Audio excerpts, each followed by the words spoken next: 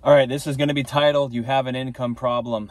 And this is from a comment I got from a guy that I was talking about just monthly expenses and the cost of living. And I'm going to run you through this guy's comment and his scenario on what his situation is. And it's going to be pretty evident that he has an income problem, as a lot of people do. I'm not trying to blame the guy. I'm just saying that's the reality.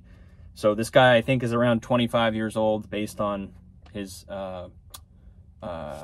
username. I think it said 98, so I'm assuming he's probably around 25 years old. He said he was a younger male living in the state of Oregon. So 25 years old, living in Oregon. It's not like you're incredibly young, right? 25 years old, most people are, if they went to college, they're probably out of college now, and so they have a first job. If you didn't go to college, you know, you've been probably working for 4 to 5 years or more. And so you're probably still making lower wages, but you should be, you know, advancing and trying to increase your income if you're close to like a minimum wage type job. So again, 25 years old, living in Oregon. So he took me through his expenses. Power, so I'm assuming like electric and that sort of stuff, is $103 a month. His Wi-Fi is $62 a month. His phone is $70 a month. That seems a little bit high, but nothing crazy. You could maybe cut it in half. Car insurance, $56 a month, okay? Subscriptions / like Netflix, $14 a month. Health insurance, $195. Groceries, $300 a month. Nothing, I don't see anything crazy so far. He does say gas is $480. He didn't say that that was a car payment. I'm assuming that means all of your car expenses. So I know he already said car insurance, but gas, spending $500 a month on gas seems way too high unless you're driving for a living or something. So maybe that includes like a car payment or some loan he has on his vehicle, which would make more sense. So basically all of that is around $1,300 a month. Now, you notice I didn't say rent or a housing cost. This guy has no rent. He's living with family, or he's in a family home, and so he doesn't have like a traditional rent expense. So even without rent, which is the biggest expense in most people's life, or a housing cost, mortgage cost, his expenses are $1,300 a month. So if you throw on rent, that's going to be at least $2,000, probably $2,500, maybe even $3,000 a month if he's living by himself. So his expenses are pretty low, considering that he doesn't have a rent payment or a mortgage payment. Now, what does this guy do? He is a equipment operator. So I'm assuming like forklifts and other equipment, probably in a warehouse type of situation. So he says he's making $17.60 an hour. He didn't mention anything about overtime, but $17.60, I'm telling you right now, I mean, you basically just double your hourly wage to get your annual salary. I think it comes out to about $37,000 if you work 40 hours a week, 52 weeks a year. You're making about $37,000 before tax. So if I flip it over now, so it's about $704 a week, which is about $37,000 a year pre-tax. After taxes, you're going to have about $30,000 of actual money. And his expenses are $1,300 a month times 12, which is about $15,000 a year. And that's without having a traditional rent payment or a mortgage cost.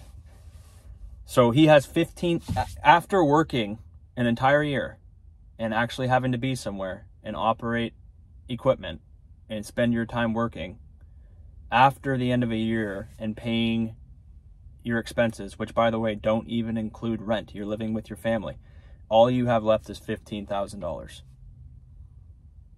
Now that doesn't include vacations. That doesn't include taking your girlfriend onto a date, or going to Chipotle, or buying clothes, or going to see a movie, or some emergency comes up.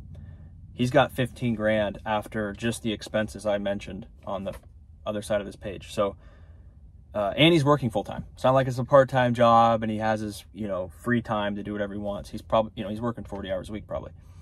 So that is not really an expense problem. I mean, I don't think you could really cut out more of his expenses. You might be able to reduce some of his expenses by a couple $100 and maybe get it down to $1,000 a month for all those costs that I mentioned. But he's not even paying rent. and he still, best case scenario, is only going to have 15 grand as like a not a retirement, but like a savings fund. He didn't mention anything about retirement or 401k or investing. It's just, this is my income.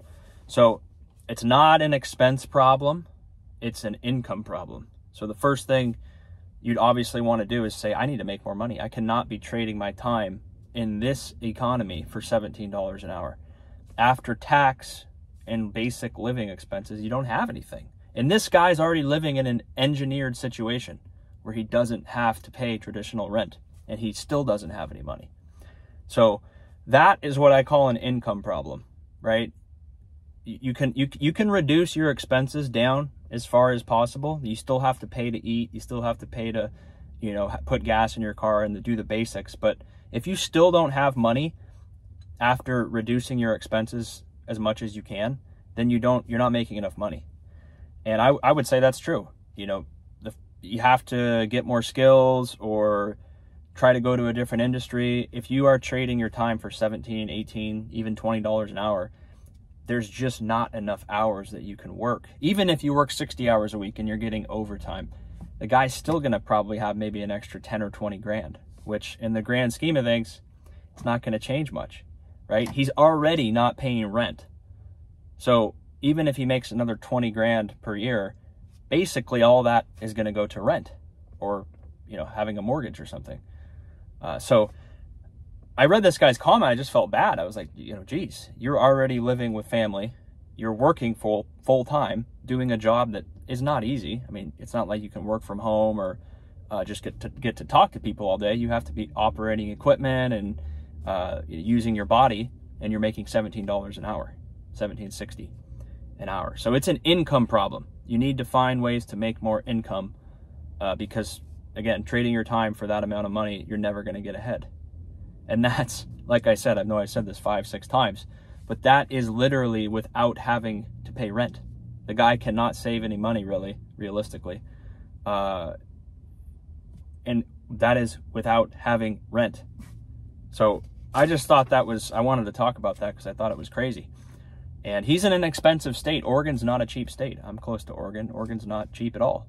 It's going to be more expensive than it is cheap. You know, maybe even if you were in Texas or Florida or Alabama, $17 an hour there still isn't a lot of money. It's not a lot of money anywhere. So you got to focus on making more money.